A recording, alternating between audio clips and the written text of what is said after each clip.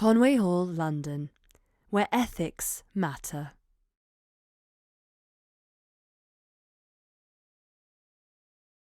Tim Flight has a doctorate for Anglo-Saxon literature and works full-time for publications such as History Today and BBC History Magazine.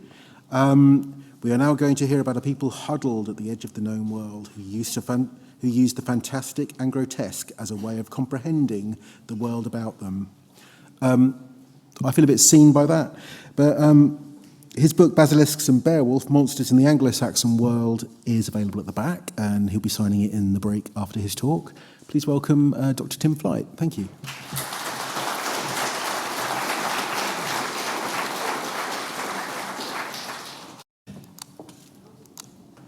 There we go. Had some spoilers now. Well, hello, and thank you for joining me today. It's my first time addressing a folkloric audience, so I'll just introduce myself a little bit as well. I read for my doctorate in Anglo-Saxon literature at Magdalen College, Oxford, and I'm a former visiting lecturer at the University of London, again in English literature. So as a researcher, I'm most fascinated by the history of belief. Why did our ancestors see the world around them the way they did, and how did these beliefs manifest themselves across periods of history and cultures? My recent book, Basilisks and Beowulf, aims to answer the simple question of why the Anglo-Saxons were obsessed with monsters and how this belief influenced their view of the world around them. In our time together today, I'm going to explain why the Anglo-Saxons believed their remote part of the world to be overrun with monsters. These creatures were firmly tied to the landscape, and we can trace the importance of these beliefs over a millennium later in surviving folklore and place names. We'll start with some basic theory, taking in then current intellectual traditions, and a bit of modern psychology as well, before we look at monsters thought to roam one particular habitat in early medieval England, barrows or burial mounds. First, a very quick point. By Anglo-Saxons, I'm of course referring to the continental immigrants who arrived during the Roman period from the early 4th century onwards and came to be the dominant culture of England between about 450 and 1066. They spoke Old English, a language very different to our modern version of English, and I'll be reading some original Anglo-Saxon out during the presentation today, as I don't really get to in everyday life, sadly. Most things I know about are very useless. This is just one of them. So the first point I'd like to make is that the Anglo-Saxons took a very dim view of the natural world. Although by the time the literary texts we'll be discussing were copied down, most of the population were Christian, and so subscribed to the view that the world was inherently perfect because God made it. This did not mean that they had any great affection for the world around them. Few Anglo-Saxon buildings were made of stone, and the vast majority were drafty, damp, single-story timber dwellings, offering very little protection from wind, rain, and cold, such as these at West Stow. As a mostly agricultural society, they relied upon the weather to eat, and during particularly harsh winters, many starved to death, if they didn't freeze to death first. To grow crops, they had to fight against invasive weeds and saplings, and seemingly harmless herbivores like deer. There was certainly no Anglo-Saxon version of Springwatch. Animals were feared, mythologized, killed, or if they were lucky, ignored. In sum, nature was an actively hostile force that was ceaselessly working to kill mankind. And this was a far from heterodox position to take. After all, living on Earth, or Middle Earth as the Anglo-Saxons called it, was part of mankind's punishment for eating of the forbidden fruit. But consider the following passage from the Anglo-Saxon poetic version of the book of Genesis. While Adam in the Bible is content simply to accept his fate and have sex with Eve, the Anglo-Saxon Adam unleashes a furious diatribe. How shall we two now live or exist in this land, if the wind comes here from west or east, south or north? A cloud will go up, a shower of hail will come, touching the sky, frost will go in its midst. It will be horribly cold. Sometimes heat will shine from the heavens, the bright sun will dazzle, and we too will stand here bare, unprotected with clothes. Like the English of today, Adam has a good old grumble about the weather. Some things never change, eh? So, how do they cope with living in such unpleasant conditions? Utterly daunted by the harsh world around them, like most medieval cultures, the Anglo-Saxons were organizers. They responded by learning, naming, defining, and situating the hostile elements of a natural world.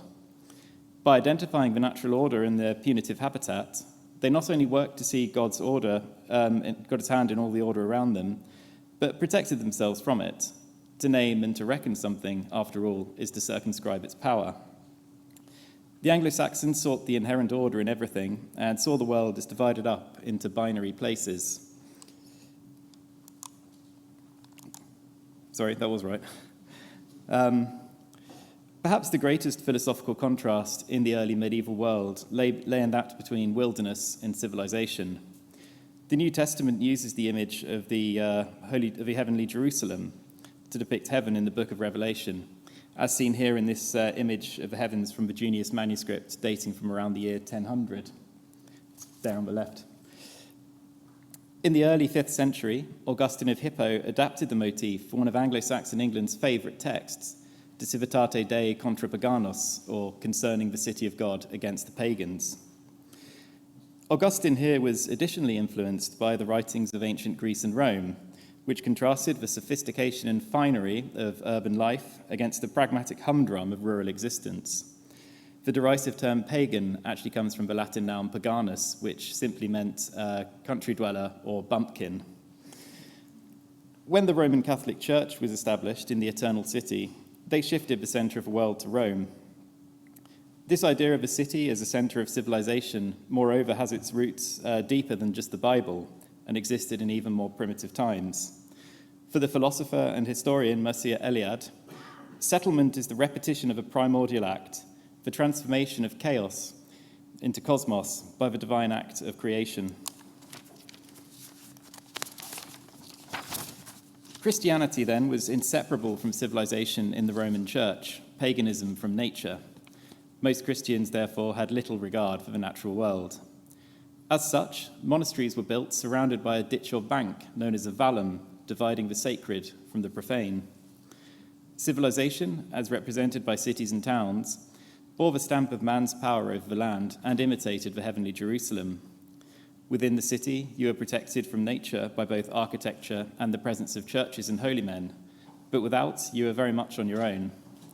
Solidifying this contrast was the Anglo-Saxon habit of incorporating churches into city walls, making them a moral cordon protecting those within from the evil beyond the wall, in a manner analogous to the monastery. Minor Anglo-Saxon settlements surrounded by ditches and banks of earth probably represent a smaller scale attempt to divide civilization and wilderness. Many of these landmarks actually survive today, testifying to the great care and effort taken over them. To the traveller, cities and towns in the Anglo-Saxon landscape were a powerful visual image of civilization, contrasted to the surrounding wilderness, as preserved in an Old English proverb. Ciastre Beowulf Fioranisina, Ratlich Wellstana Yewayok. Cities are visible from far away, wondrous works of building stones. Just as pagans had their place in the wilderness away from Christianity and civilization, so too did the animal kingdom. Animals were inextricably linked to certain habitats, characteristically far from the civilized centres of the Anglo-Saxon world.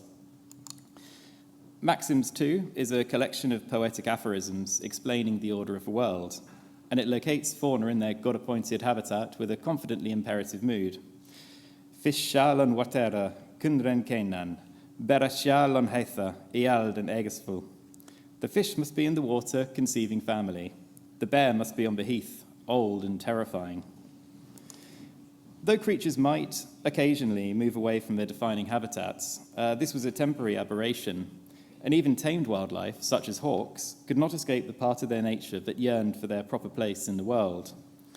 Birds of the woods, though they be well and thoroughly tamed, if they come to the trees in the middle of a copse, their teachers are quickly despised, though before they tamed and nourished them for a long time. God's ordered universe, in which everything had its rightful place, could only be temporarily disrupted.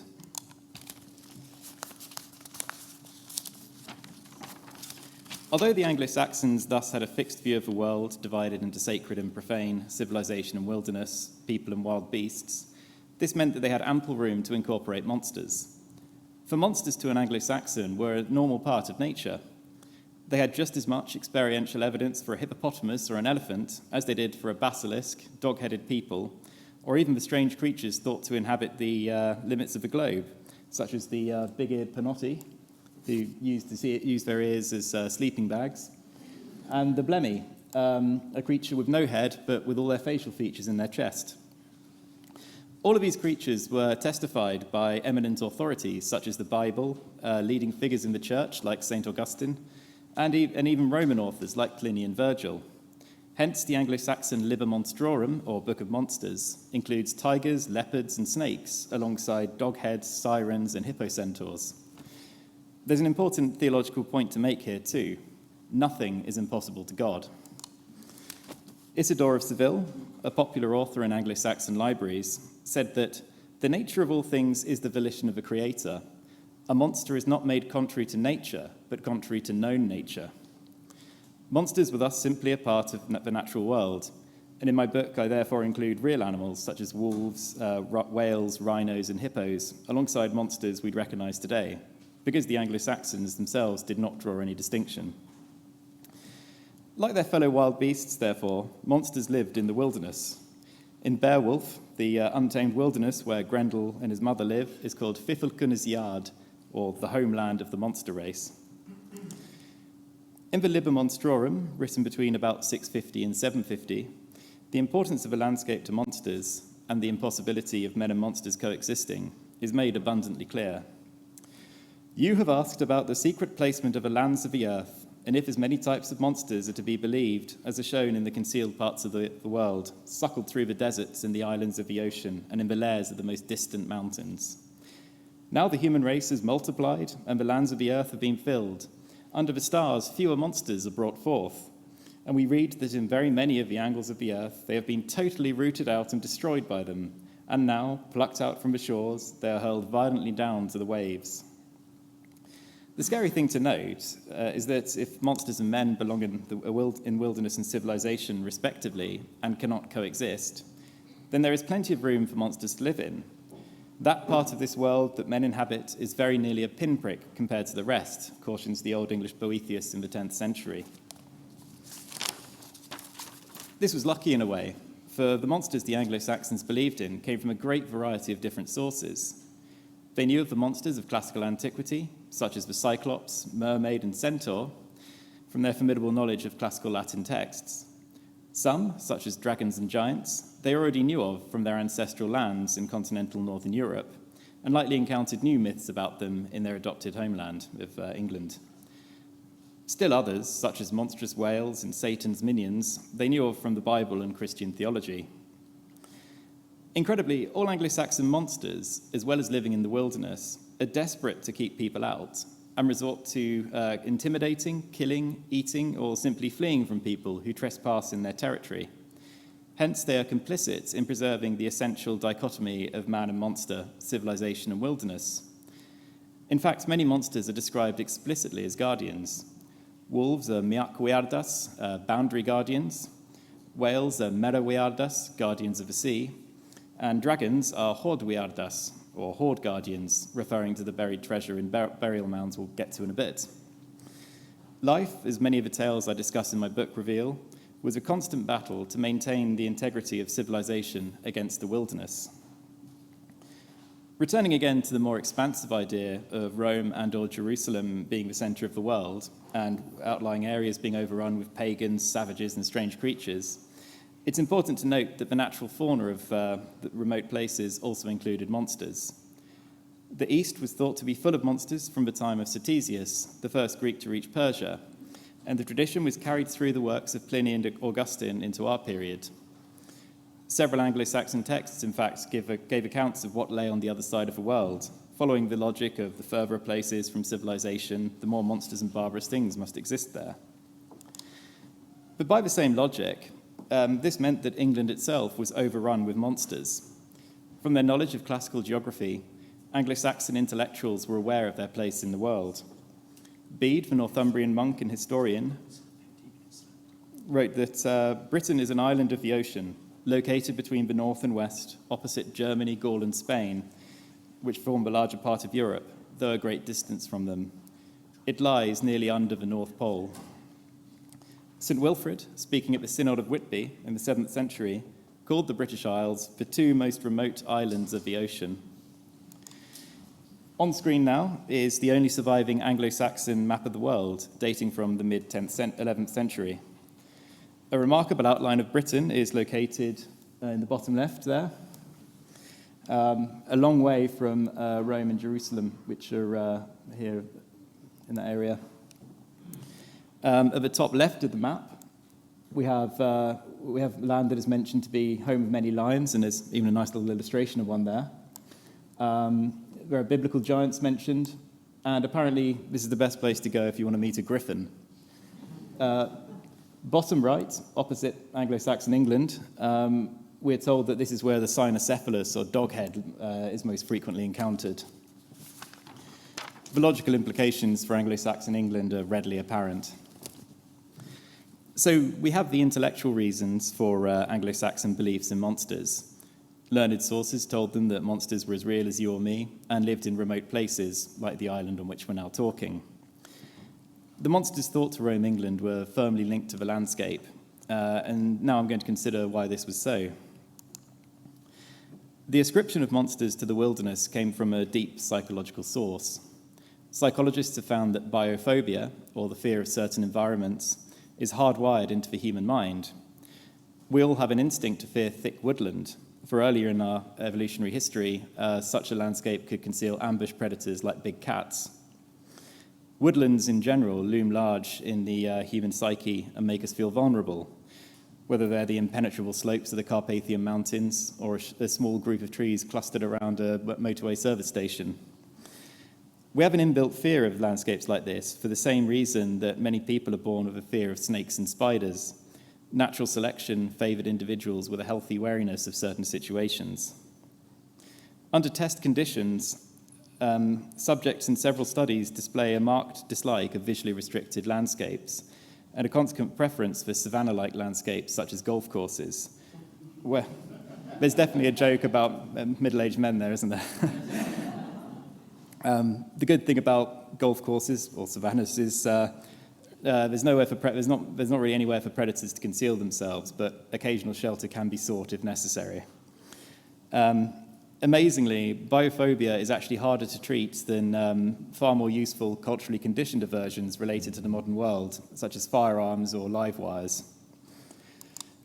Pareidolia, the tendency to identify faces or patterns in inanimate objects, is a related evolutionary development that enabled humans to identify concealed danger.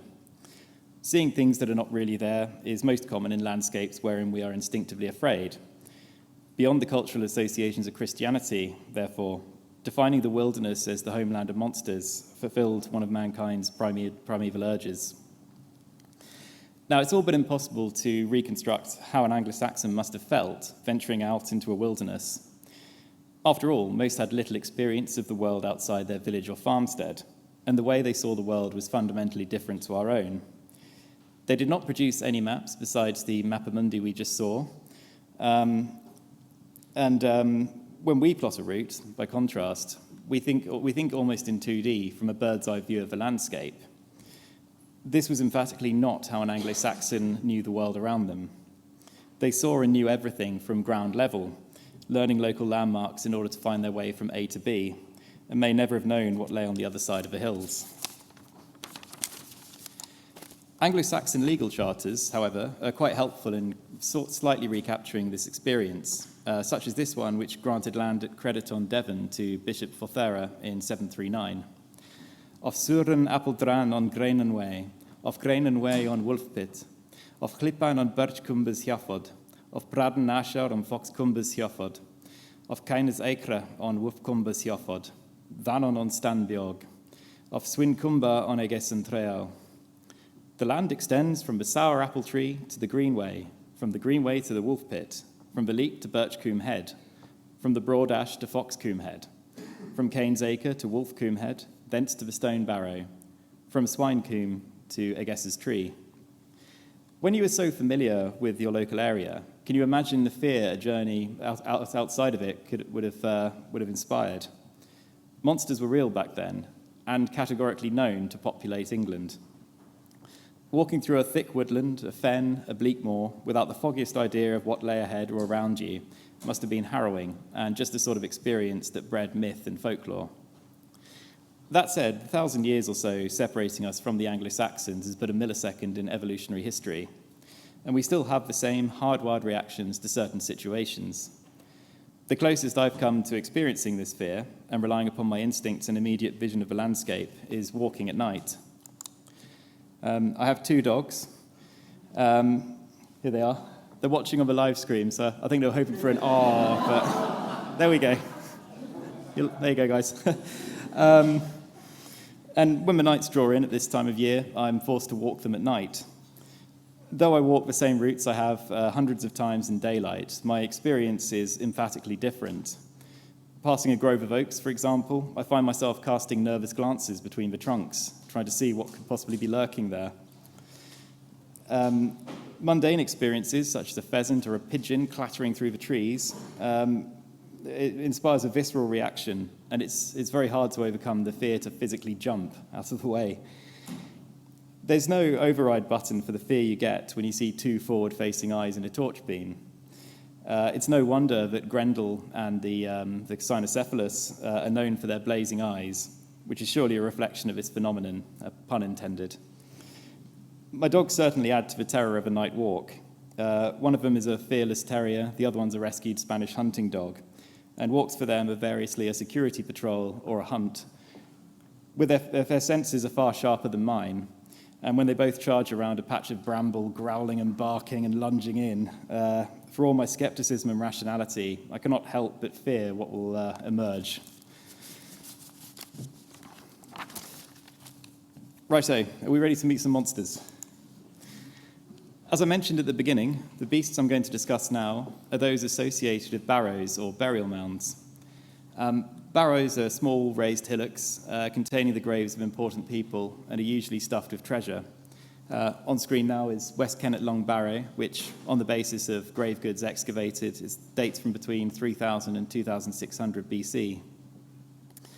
Although barrows are man-made features, they tend to be in areas away from major settlements, and therefore in the wilderness, according to the strict paradigm we've been discussing. These monuments were numerous and much feared in the Christian period. Though in earlier centuries the Anglo-Saxons buried their dead in the same way, post-conversion they knew them to be graves and heathen. These ideological associations with paganism, sin, and the wilderness made barrows popular spots for executions. The 6th century barrows at Gildown in my hometown of Guildford, Surrey, became an execution site in the 10th and 11th centuries, with mutilated bodies simply chucked into a single enormous pit. No longer in their proper place within the bounds of civilization, these criminals were removed to the profane and dangerous wilds. Having crossed the moral boundary, they were made to cross its corresponding physical threshold too. The creature most firmly associated with barrows is the dragon. Maxims 2 is useful once again for this association. Draka shall an llawa, frod, fratwum walank. The dragon must be in the barrow, wise and proud with treasures. Dragons were thought to live in these burial mounds because of the treasure within. They were attracted by it, and they then zealously guarded it. Their association of barrows is an interesting conflation of pagan myth and Christian fear. Presumably, they were originally reputed to live in burial mounds to stop people breaking in and stealing all the gold, rather like a primitive and very low-maintenance guard dog. However, come the Christian period, they perhaps manifested fears and uncertainty about the nature of these conspicuous reminders of the pagan past, stuffed with valuable but probably cursed gold and jewels. In both strands of the legend, though, dragons respond to their barrows being looted by attacking the wrongdoers.